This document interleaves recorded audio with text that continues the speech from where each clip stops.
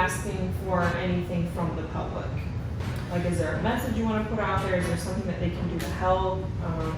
Well, I think that if the public starts sharing their stories and people become very aware, because stats is one thing. I can tell you a number, 26.7.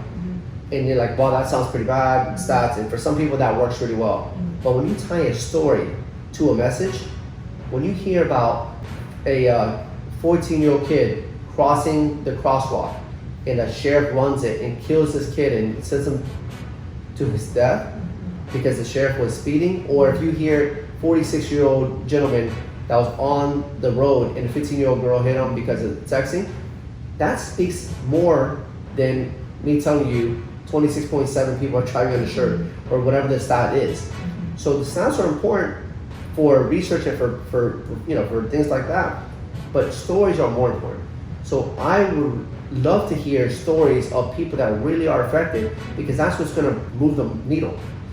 Once people start sharing that, all of a sudden lobbyists start paying attention, legislature starts paying attention, everybody starts paying attention because it's like, wow, this is a real issue. I have two dogs. I have a 22-year-old and a 13-year-old. If, God forbid, I hear a story about a 13 just turned 14. If a 14-year-old girl just got killed by a drunk driver, and how it happened because she was riding her bike on the side of the road, that would resonate with me more than saying, 5 kids got killed today in Hillsborough County. Yeah. Does that make sense?